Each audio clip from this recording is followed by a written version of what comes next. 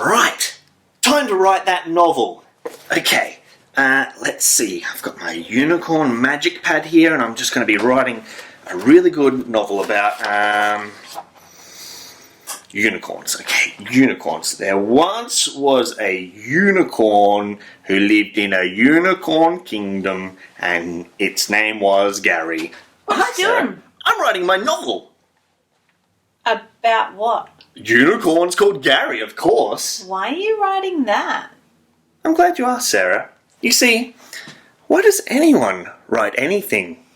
I believe that it was Plato who said, I am who I say I am, and also I like green eggs and ham. And also, you know what? This story needs explosions! Okay, I'm going to write that in. Explosions. Gary Welcome used to JRev. laser vision to explode his enemies. Oh, this is going to be just a page turner. Oh. And then he ate all of the donuts. That's a great idea. Okay, for the record, Yes. I just want to say Oh, anything. hold that thought. No, anything to do with I am Sam, green eggs and ham. Yes. That's all copyright to Dr. Zeus. You didn't think of those ideas. Okay. I like blue cheese and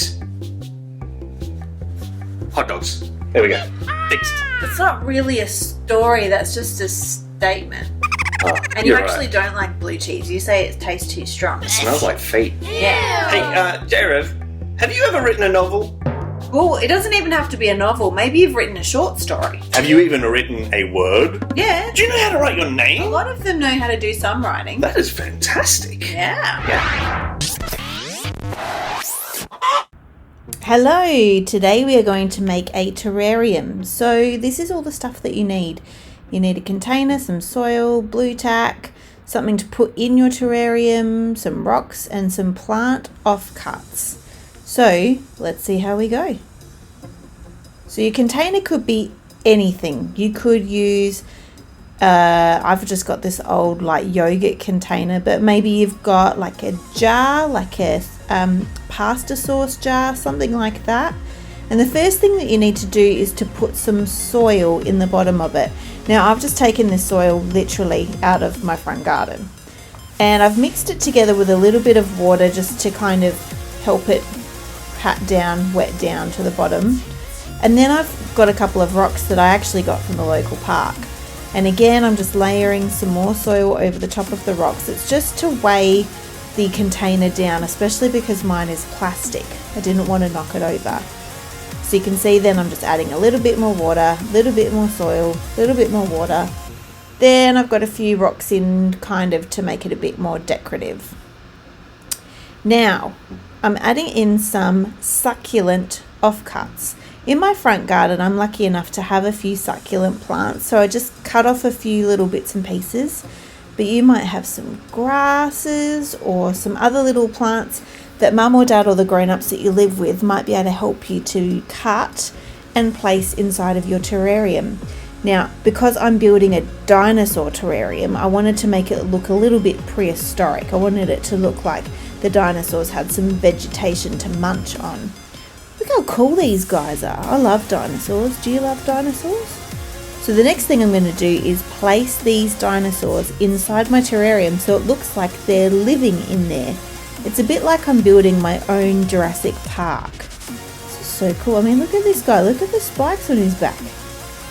Imagine if we could meet dinosaurs in real life. That would have been awesome. Anyway, so you can put your dinosaurs in. You might want to put them straight in the soil. You might have like little fairies. You could make a fairy garden. You might have little dogs. You could make a little dog park. Literally, use your imagination. The world is your oyster. If you don't have little characters, you could always draw things on cardboard and put them inside of your terrarium. I've done that before too. Alright, so if you're wanting to put a dinosaur or a fairy or anything on top of a rock, I recommend using a little bit of blue tack because otherwise they just fall off. So I'm just attaching this blue tack to the dinosaur's feet, and then I'm going to stick him on a rock. Another thing you might like to use are like little farm animal kind of creatures. Maybe you have some old toys from when you were a bit smaller, like Paw Patrol or something like that. You could make this as a gift for somebody else. These are also really good presents for your teacher for the end of the year, or even for mum or dad or the grown-ups that you live with for their birthdays or Christmases. They're really easy to make. And there is my terrarium / Jurassic Park. So why not have a go at making one of these yourselves? And you could even send it into the gallery and show us all the cool stuff that you've made. See ya!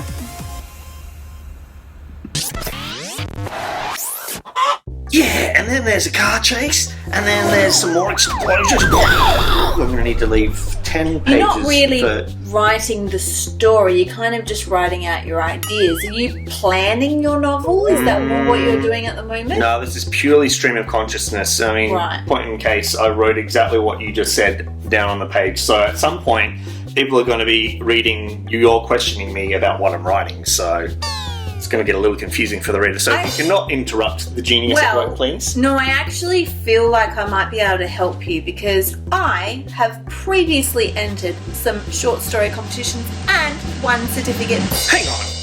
You're an award-winning author? Correct. What?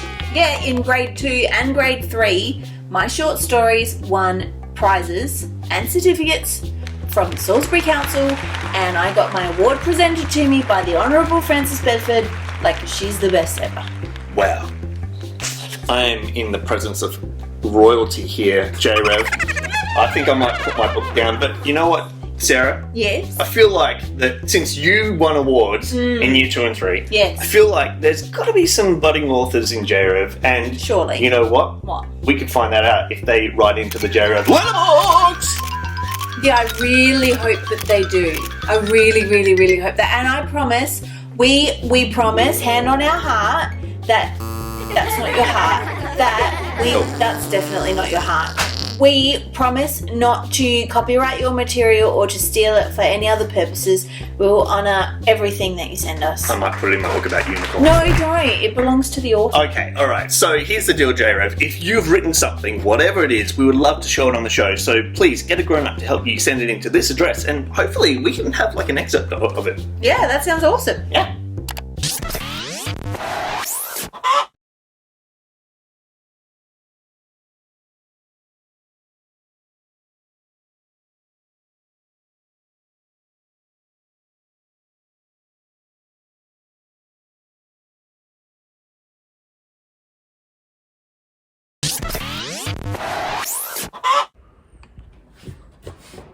Hello? Is anyone there? Hey JRev, guess what I'm gonna do today? I found a big box of Lego and it looks like it's a really complicated kit. I think I'm gonna open it up in front of you and we'll find out what it's gonna be together, alright? Let's go. This thing is huge. I've never seen a kit quite this large before. There's a lot of pieces inside. Look, there's instructions.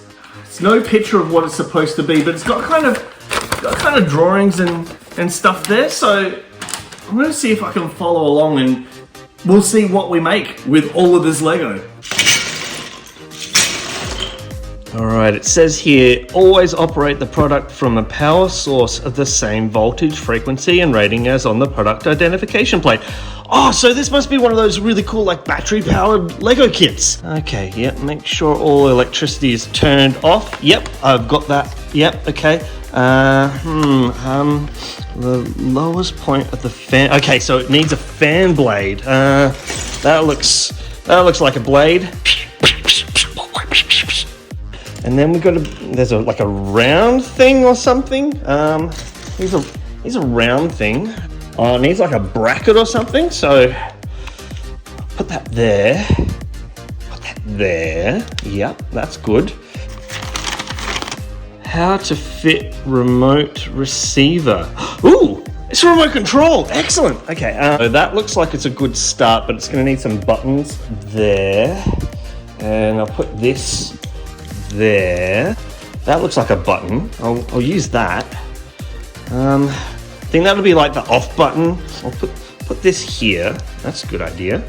So it's got some wiring diagrams here. These are pretty technical. I've never seen Lego instructions quite this technical before, and there's a lot of like warnings and warranty statements and stuff. I'm not sure what they're about, but I feel like if I just make it up as I go with the wiring, I can't go wrong, right? It's just power after all.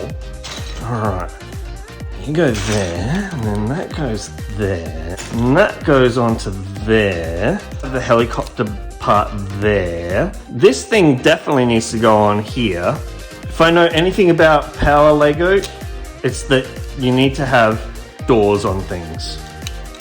The instructions are a bit vague, so I'm just going to sprinkle Lego and hope for the best. All of this is a little bit complex for me. I'm not 100% sure what I'm doing here. Alright, see that? That looks exactly like that, don't you reckon? I reckon we're ready to switch this thing on and see how it goes. Alright, time to test it. Oh! No way! Look at that! Guys, I accidentally made a ceiling fan! How crazy is that?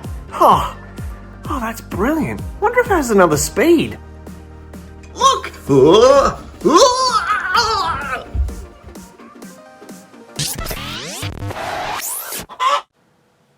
Do you like building sandcastles? When I go to the beach, one of my favourite things to do is to build a sandcastle.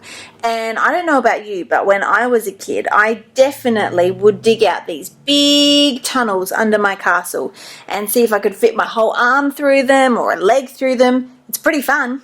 But you see, problem with sandcastles when you have a younger brother is that they like to ruin them. So I would build these amazing sandcastles and I'd spend ages on them. And then my youngest brother would come in and knock it down. And that's the thing about sandcastles. They're really easy to destroy. Because it's just sand. Like, it's not like it grips well together.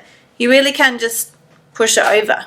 Jesus once told a story that was about sandcastles. Well, certainly about building a house on some sand. In the book of Matthew, in the Bible, in chapter 7, Jesus uses a story to talk to people about making good choices. And so he was talking about how there was once a man who decided he was going to build a house. So he built his house on rock, on something really solid and sturdy, so that when the storm came, the house would still stand up firm because it had good foundations on something that wasn't going to fall over. In the second part of the story, Jesus talks about another man who built his house on some sand. Now, can you see where Jesus and I are going with this? Well, the man who built his house on the sand, as soon as the water came or the storm came, the house kind of got ruined. Jesus was explaining that our lives are really similar. If we decide to build the way that we do life on great choices, and we can look to Jesus for the example of that, then they're going to be pretty firm and sturdy so that even when storms come or when circumstances or tricky things happen, we're going to be safe and secure. But the problem is, if we build our life on making not great choices, and if we don't look to the example of Jesus, well, our choices are probably going to ruin us. In the last couple of weeks, we've been talking a lot about the Bible. And this was part of what Jesus was talking about in his stories. See, the Bible is God's word, and it's full of wisdom for us. It gives us lots of guidance on how to make great choices that help us and other people's lives be better. Helps us learn what God's love is like, so that we can be like God's love to everybody else. Reading the Bible and listening to the Bible and talking to other people who know stuff about the Bible can actually be a little bit like building your life on a rock. No matter what storms or challenges come your way, I promise you that God's got some great stuff in the Bible that he wants to use to talk to you, so that when you face those tricky times, you kind of know where you stand and you don't kind of flop about making not great choices. When we read the Bible or when we listen to the Bible, we learn about what God has to say about us. We learn what's true about us and what's not true about us. So things like if someone ever said to you, "Oh, you're just a mistake," you can be like, no, I'm not. Because in the Bible, God tells me that I'm fearfully and wonderfully made. That's from Psalm 139:14. See, the Bible matters because it's one of God's ways that He likes to talk to us. But it's not something that we have to do by ourselves. The Bible is best read together as a community. God speaks to everyone through His Word, and it's fascinating when we talk to each other about the different things that we think and feel God's saying to us as we read or listen to His Word. The Bible helps us to remind each other of the truths that God says about us when maybe we're feeling a bit stuck in our own thinking, or maybe we're dealing with some people who don't treat us very well. The Bible can be a really helpful way of hearing what God says about us and testing whether the messages that we get from other people are true or not. And that helps us, like the man in the story who built his house upon a rock, that we can build our lives on what God says is true about us. So if you don't remember anything else from today, I want you to remember this. God's Word, the Bible, is important because it helps us build our life on something that's firm and secure. So let's pray and ask for God's help to do that. Dear God, we thank you for your Word, the Bible, and how it's full of wisdom and tells us what you think about us. When we get faulty messages from the world, help us to test them against what you say about us in your Word. Amen.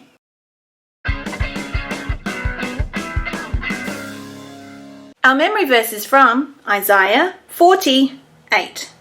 The grass withers, the flower fades, but the word of our God will stand forever. Let's do it one more time. Isaiah 48. The grass withers, the flower fades, but the word of our God will stand forever. Hey guys, welcome back. Hey, are you ready for today's challenge? Oh, I'm always ready. Hang on. Yeah, I'm ready now. Okay, good, because it's challenge time. Oh, yeah, challenge time. So, today's challenge is actually right up your alley. Like, I really... Like down the road? No. Like, I feel like it really suits you. Oh, I see. Yes. Okay, so today's challenge is to read the Bible. What? That is challenging. It's Now, a big book. Where do we start? I know. Now, hang on. We've been talking a lot today about why the Bible matters, right? Ah. Why does anything matter? Oh, please don't start heading in that direction. You see, Sarah, was... No. Okay. So, what we want you to do is, we want you to read the Bible knowing that God will speak to you as you read the Bible. And it might not be like a, hello, this is God. God? But He might put some thoughts in your head, or you might feel different things as you read different parts of the Bible. So this week, we want you to look up, congratulations to you, Thank you. the book of Psalm. Ooh, Psalm. Hot tip, if you kind of open roughly near the middle of the Bible, you'll pretty much I did it! It's a pretty big book in the middle. Yeah! Now, this mini book inside of the big book of the Bible, it's actually a book of poems. It's a really cool book. I love poems. So we want you to read Psalm chapter 139. 139. I was at 107, 119, all Proverbs. Too far. Don't go too far. Too far. 130. Look, that went really far. It must be Yeah, a Bible short one. pages stick together sometimes. Hey, P.S. If you don't own a Bible at home, you could ask Mum or Dad or the grown-ups that you live with to Google this. There's different. You can actually get the Bible with an app too. Sorry, I'm going to interrupted you. hyperventilate here. Yeah, that sounds awesome. Right. I found it. You found it. Okay, so you'll need a copy of the Bible, digital or text, it's fine. Okay, the next thing that you need is some paper Check. and something to draw / write with. Check. Great. So we want you to turn over a blank page. Check. And as you read Psalm 139, we want you to draw or write things that God kind of brings to your mind or gets your attention about. So I'll start reading and you can start thinking. Go for it. So it starts with, Lord, you have examined me and you know me. Ooh.